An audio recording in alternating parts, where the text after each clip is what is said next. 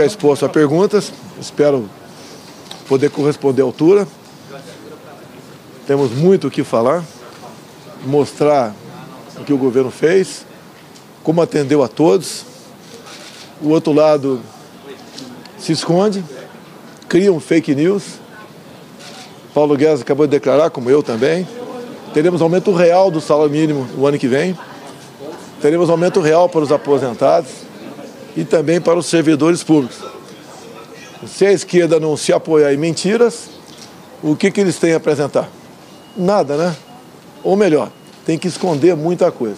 A gente espera que a entrevista transcorra aí a contento, que a gente possa mostrar à população tudo que foi feito ao longo desses 3 anos e 10 meses, com pandemia, com crise hidrológica, com guerra lá fora, e também o que está em andamento e que pretendemos apresentar para o próximo ano, caso reeleito, depois de arrumarmos a economia e atravessarmos momentos muito difíceis que tivemos de 2020 a 2021.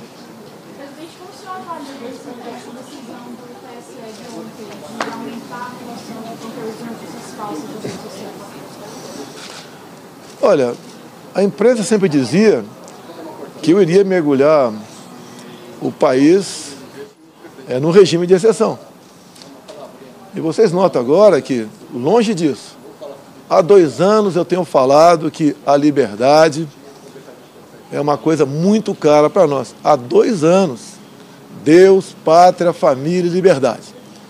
Agora, parte da imprensa já começa a sentir o reflexo de uma ditadura, de uma falta de liberdade de expressão, que cada vez mais se aproxima. E olha que a gente não precisa de leis para falar em liberdade de expressão. O próprio artigo 220 da Constituição, diferente de outros artigos que falam na forma da lei, fala exatamente o contrário, que nenhuma lei pode ser feita de forma infraconstitucional para tolher a liberdade de expressão. A liberdade de expressão é o oxigênio de vocês da imprensa. Hoje está sendo a Jovem Pan, amanhã será vocês. Então, só uma coisa me conforta nisso tudo, é que a conscientização de parte de vocês já se começa a fazer presente de que nós não podemos negociar com a liberdade, senão a nossa democracia vai embora. De que adiantou aquela carta à democracia, onde pessoas que censuram vocês hoje elogiaram a carta lá atrás, mas não respeitam a carta maior da Constituição, a carta maior que é a nossa Constituição. Vamos falar na próxima, presidente.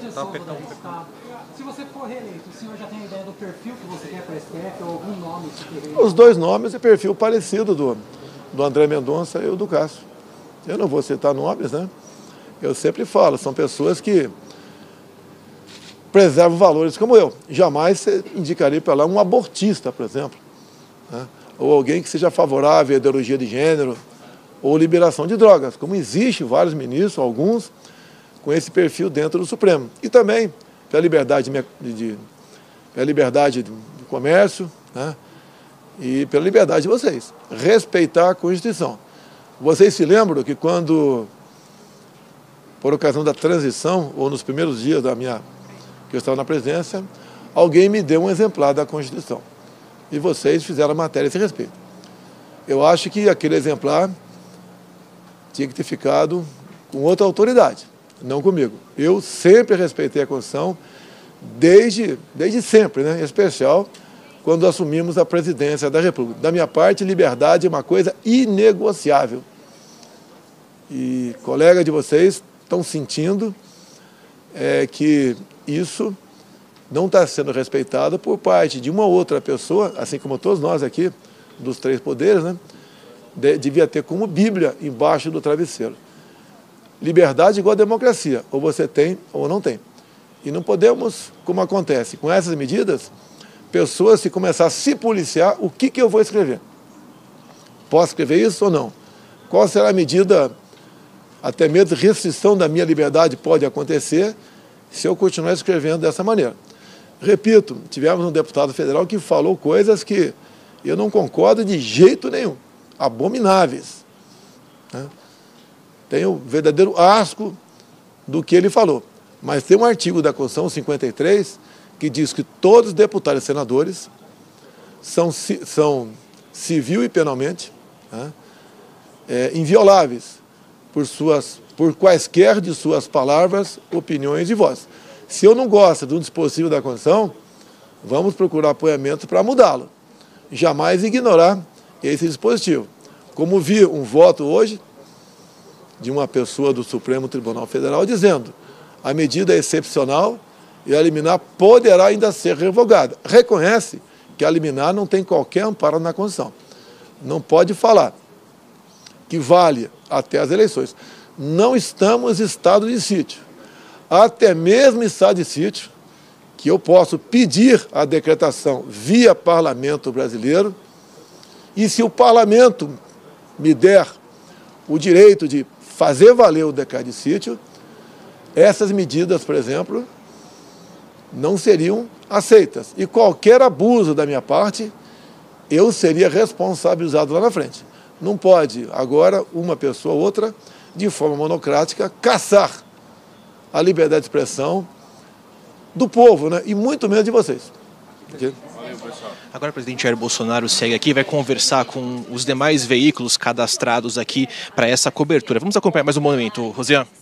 Hoje a imprensa, amanhã pode ser a população. Olha, você deve se lembrar que há 2 anos eu venho falando de liberdade, como quase que pregando no deserto.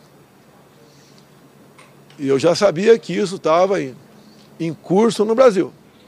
Certas coisas não acontecem de uma hora para outra, aos poucos. Chegou agora na imprensa brasileira.